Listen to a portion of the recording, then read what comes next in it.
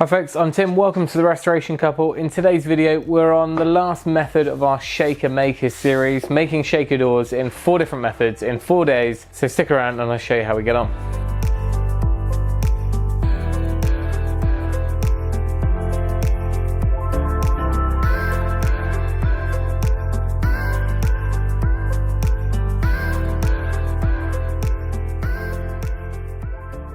So far we've made shaker doors like so, solid wood with a tenon and a groove, and we've done the same thing but with a loose tenon, and that was episode 2. Method 3 was the first of our more simple methods, which was to use pocket holes and then use a router just to cut a rebate in the back, and then I've just put in a little trim piece. This one's going to be completely hidden because it's a drawer front. So for our final 2 doors for our little consumer unit cupboard where the fuse board is, I'm going to cheat slightly, and that method just uses 2 different thicknesses of MDF to create the same look. So the main attraction of going this route, apart from speed and ease, is the fact that it requires the least amount of tools.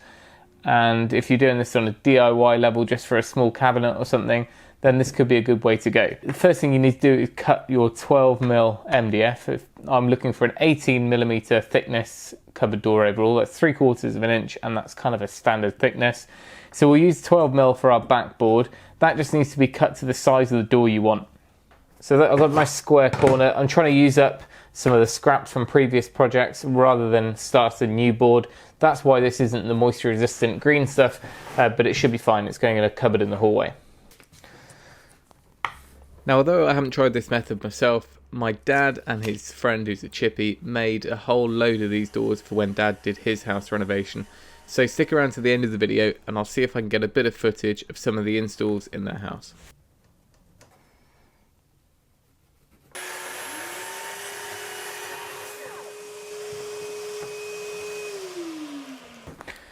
So that's it, that's our piece cut. Now, a couple of pointers there.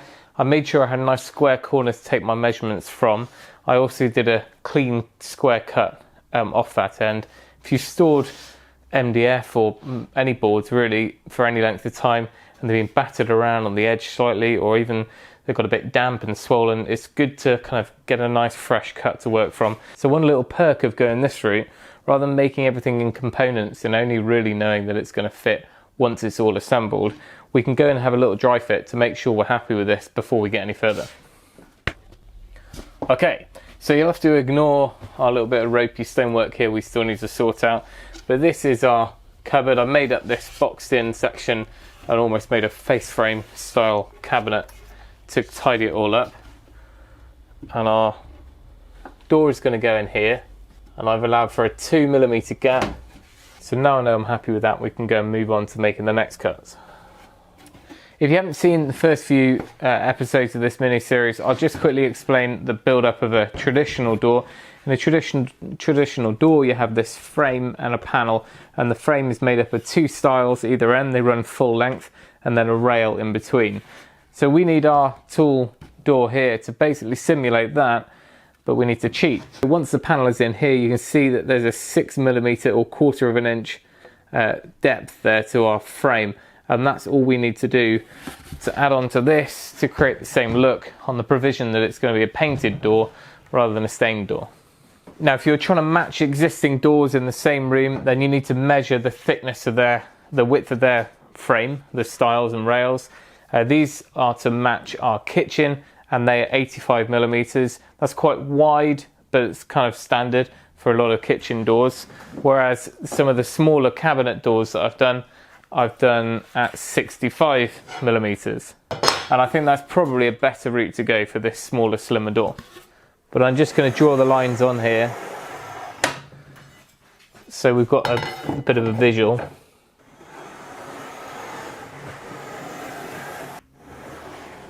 That's what we're looking for. So now we need to cut these out of some 6mm MDF. But before you start getting concerned that you don't have a track saw or a table saw or any way of cutting these sheet goods, most DIY stores or timber merchants will have a panel saw, and they'll be able to cut, at least do the initial cuts for you. So you know, if you're doing kitchen doors, that they're always going to be a standard height, whether they're base units or wall units. So therefore you could have this, or sorry, your 12mm board just cut down into a few long lengths, and most of those stores will do the first handful of cuts. So you should be able to get your doors quite accurately cut to size. Then for your strips that we're just about to cut from this 6mm, you could actually buy 6mm strip wood, and what that is just pre-machined and planed pine usually, and you could find some that's 6mm thick and probably somewhere near the width you want your stiles to be. That way the only cutting you've got to do is actually just cutting them to length, which you could do by hand. So we said 65mm.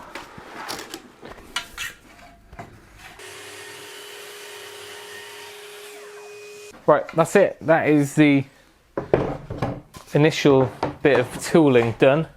So we've got I've got a little mini cupboard to go down the bottom where the stopcock is as well. So all we need to do now is just trim these to size.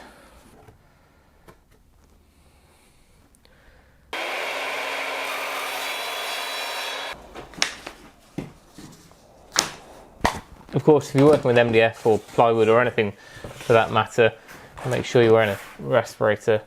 If you wanted to, you could put, you know, a middle rail in if it was a taller unit, or just wanted a different look. Just like our other DIY shaker door episodes, this is the first time I tried this method as well. There's not a huge amount that you can explain about the process, but I'm going to install the stiles first. Now, if you had a load of weights, you could probably just glue and clamp and weight it all. I'm just going to put a few little nails in just to kind of pin it in place as well. But I'm going to fit the two stiles first, and then I'll measure the rails just so we can creep up on the measurement and get it nice and snug.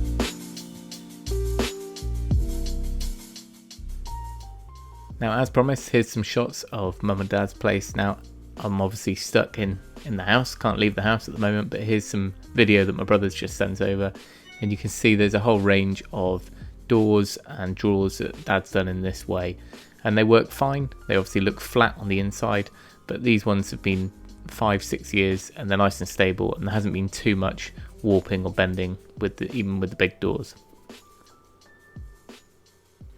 So that's it done.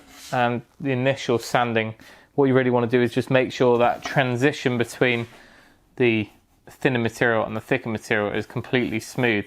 Often when people then go on to paint, they'll actually just run a very thin skim of filler over all that and then sand it, and that kind of just helps seal that side grain of MDF. And then we'll probably put a sealer on these before we start painting.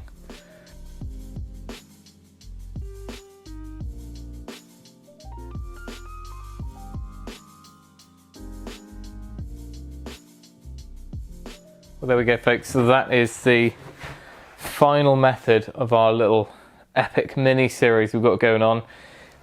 These two still need a bit of prep before they can be painted. There's an option to put a round over on the edge and on the corner just to kind of soften that, or you could just take off the edge with a sander.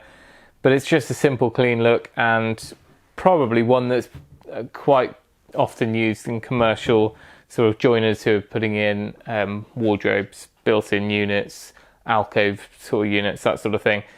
And it's also the sort of thing that can be built on site, whereas the other techniques tend to be ones that you probably need to be doing in the workshop and then taking to fit. Anyway, in a future video, we'll be looking at installing the hinges and the hardware, and of course, getting all of these sprayed and painted. So there we go. Any questions on this, leave it down below. I'm sure other people will come and chime in and give their tips and advice who will be much more knowledgeable than myself. But that is method 4. So if you want to recap, you can go back and watch the whole of the series from the last 3 days where we did all the other techniques. And hopefully I will do a finale tomorrow where we'll have a bit of a pros and cons to each method, and I will reveal which of the 3 I'll probably be using the most in the future. But if you enjoyed the video, give us a thumbs up, make sure you subscribed, and that's it. Thank you for watching. Remember, if you can, do it yourself. I'll see you tomorrow.